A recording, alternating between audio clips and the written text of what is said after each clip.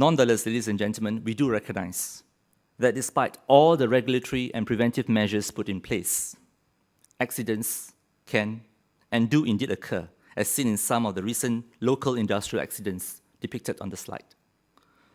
To prevent the incident from escalating into a full-scale disaster, it is imperative that the emergency situation is mitigated fast and expeditiously, not only upon the arrival of the SCDF emergency responders, but even prior to our arrival at scene, to be mitigated by the trained in-house team of the affected companies or premises. With this in mind, in the year 2005, the SCDF enacted a fire safety regulation with a specific provision for premises storing petroleum or flammable material more than 5,000 liters or kilograms to establish a trained in-house company emergency response team, or CERT for short. Effective CERT response will minimize damage to the company's property and reduce the possibility of disruption to the company's entire production process. CERT is irrefutably an important aspect of a company's business continuity.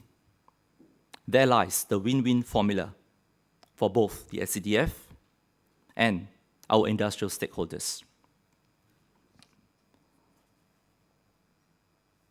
The final part of my presentation, which was also dwelt by Commissioner SCDF yesterday in his keynote address, touches on the SCDF outreach to the general public.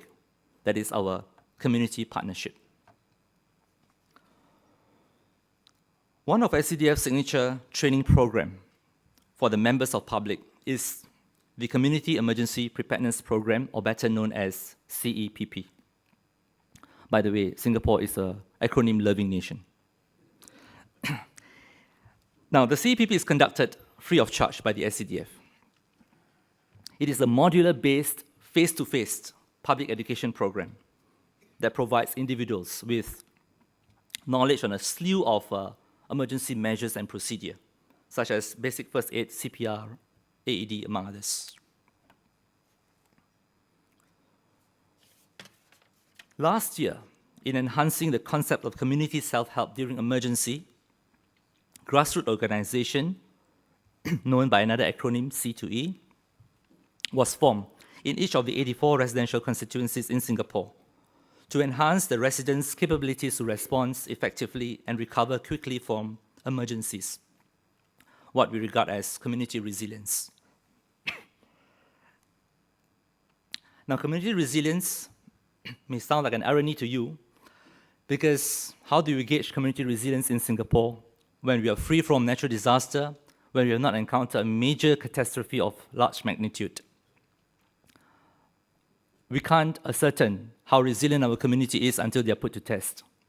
But what we can assure you is that daily, weekly, monthly, we go through exercises, drills, public education programs where we reach out to the community in preparation for the worst case scenario.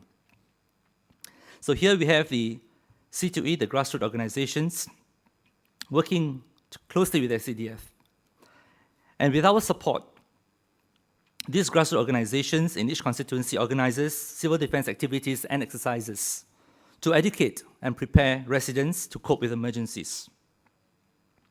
In addition, the C2E also manages what is known as the Community Emergency Response Team. So you have a company emergency response team in the commercial and industrial premises. You also have a community emergency response team in the residential constituencies in Singapore. And they are both volunteers in nature. To further promote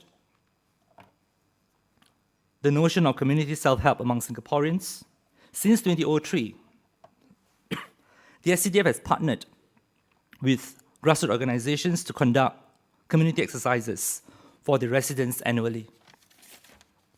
These community exercises, known as the Emergency Preparedness Day, serve as platform to sensitize and to educate the residents in dealing with unconventional threats and other emergencies.